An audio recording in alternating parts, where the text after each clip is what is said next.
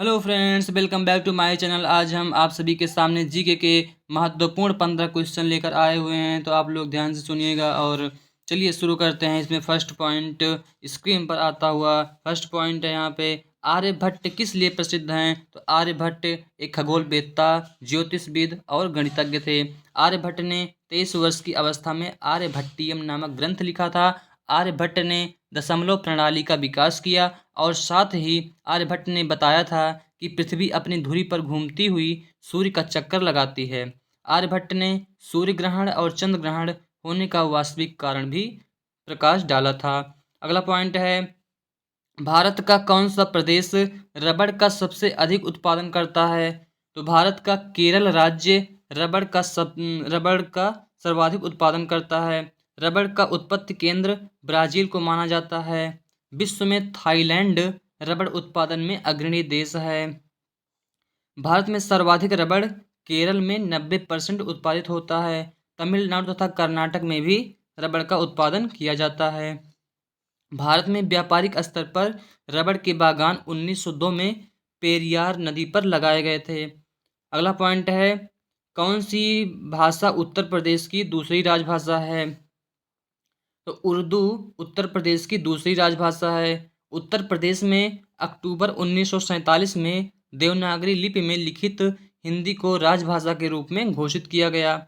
26 जनवरी 1968 को प्रदेश के सभी कार्यालयों में राजभाषा हिंदी को अनिवार्य कर दिया गया तथा 1989 में उर्दू को 7 प्रयोजनों हेतु द्वितीय राजभाषा के रूप में घोषित किया गया।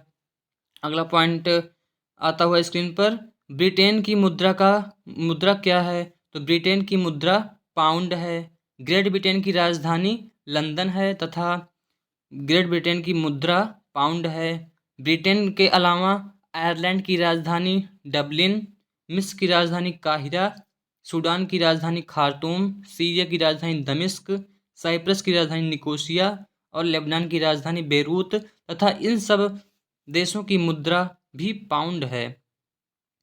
अर्थात ब्रिटेन ब्रिटेन की भी मुद्रा पाउंड है, आयरलैंड की मुद्रा पाउंड है, मिस्र की मुद्रा पाउंड है, सूडान की भी मुद्रा पाउंड है, सीरिया की मुद्रा पाउंड है, साइप्रस की मुद्रा भी पाउंड है और लेबनान की मुद्रा भी पाउंड है।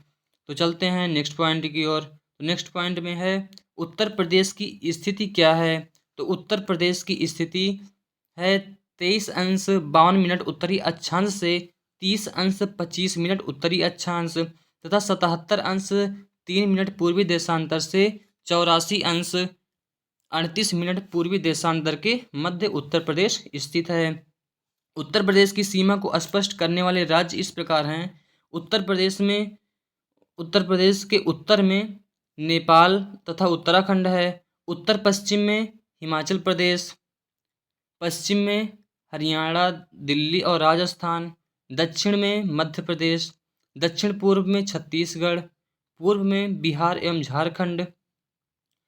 उत्तर प्रदेश की सीमा सर्वाधिक 8 राज्यों और एक केंद्र शासित प्रदेश से लगती है। जैसे मैप बनाएंगे, इस तरह बनाएंगे, तो इधर हो गया पूर्व, इधर हो गया पश्चिम, इधर हो गया उत्तर, ऊपर हो गया उत्तर, नीचे हो गया दक्षिण। तो ये हो गया उत्तर पूर्व, उत्तर पश्चिम, ये हो गया दक्षिण पूर्व, दक्षिण पश्चिम, ये हो गया दक्षिण पूर्व। तो इसी तरह से इसमें कर लेंगे कि इसमें कौन सा राज्य किस किस तरफ है। तो चलते हैं नेक्स्ट क्वेश्चन की ओर। तो नेक्स्ट क्वेश्चन कह रहा है कि भारत में कितने वर्ष के अंतराल पर जनगणना की जाती है? तो भारत में 10 वर्ष के अंतराल पर जनगणना की जाती है। तो चलते हैं इसका विस्तृत अध्ययन देखते हैं, विस्तृत वर्णन क्या है इसका। कि भारत में पहली बार जनगणना का कार्य वर्ष 1872 में लॉर्ड मेयो के कार्यकाल में प्रारंभ हुआ था, लेकिन नियमित जनगणना सन 1881 में लॉर्ड रिपन के समय से शुरू हुई थी। भारत में जनगणना संघ सूची के अंतर्गत आती है। अगर कोई पूछ लेगा कि संघ सूची के जनगणना किस सूची में आती है, तो जनगणना संघ सूची के अंतर्गत आती है। और जनगणना 7वीं अनुसूची में उल्लेख हुआ है, जनगणना का 7वीं अनुसूची में उल्लेख है। वर्ष 1921 में महान विभाजन वर्ष वर्ष 1921 को महान विभाजन वर्ष कहा जाता है, क्योंकि इस जनगणना में जनसंख्या में लगभग 1 करोड़ की कमी प्रदर्शित हुई थी। अब तक भारत में कुल 15 बार जनगणना हो चुकी है और स्वतंत्रता की बात पूछेगा, स्वतंत्रता के बाद 7 बार जनगणना संपन्न हुई है। अगला पॉइंट है, भारत का प्रधानमंत्री बनने के लिए न्यूनतम आयु क्या है? मतलब कम से कम प्रधानमंत्री बनने के लिए कितनी उम्र होनी चाहिए? तो भारत का प्रधानमंत्री बनने के लिए न्यूनतम उम्र 25 वर्ष होनी चाहिए। अगर कोई व्यक्ति 25 वर्ष का है तो वह प्रधानमंत्री के लिए चुनाव लड़ सकता है। आगे इसका पॉइंट है, भारत का प्रधानमंत्री बहुमत दल का नेता तथा मंत्रिपरिषद का सदस्य होता है, अर्थात वह राज्यसभा या लोकसभा का सदस्य होता है। राज्यसभा का सदस्य बनने के लिए न्यूनतम आयु 30 वर्ष और लोकसभा का सदस्य बनने के लिए न्यूनतम आयु 25 वर्ष निर्धारित की गई है। चलते हैं नेक्स्ट विकल्प ऑप्शन की ओर। नेक्स्ट क्या कह रहा है कि सलमान रुश्दी द्वारा लिखित पुस्तक कौन सी है? तो सलमान रुश्दी द्वारा लिखित पुस्तक है midnight children, Shalimar the clown fury तथा सैटेनिक वर्सेज। ये सभी पुस्तकें सलमान रुश्दी द्वारा लिखी गई हैं। अगला है, रेफ्रिजरेटर या प्रशीतक। रेफ्रिजरेटर को प्रशीतक भी कहा जाता है। इसमें कौन सी गैस द्रव का प्रयोग किया जाता है? तो इसमें अमोनिया का प्रयोग किया जाता है रेफ्रिजरेटर में। प्रशीतक या रेफ्रिजरेटर में वाष्पीकरण द्वारा ठंडक उत्पन्न की जाती है। इसमें द्रव के रूप में अमोनिया गैस का प्रयोग होता है तथा तांबे की एक वाष्पक कुंडली में फ्रेयान गैस भी भरी जाती है, जो वाष्पीकृत होकर रेफ्रिजरेटर में ठंडक उत्पन्न करती है। अगला पॉइंट है, नागार्जुन सागर परियोजना किस नदी पर बनी है? तो नागार्जुन सागर परियोजना कृष्णा नदी पर बनाई गई है। नागार्जुन सागर परियोजना भारत के आंध्र प्रदेश राज्य में स्थित एक प्रमुख नदी घाटी परियोजना है। इस बांध को बनाने की परिकल्पना 1903 ईस्वी में ब्रिटिश राज्य के समय की गई थी। 10 दिसंबर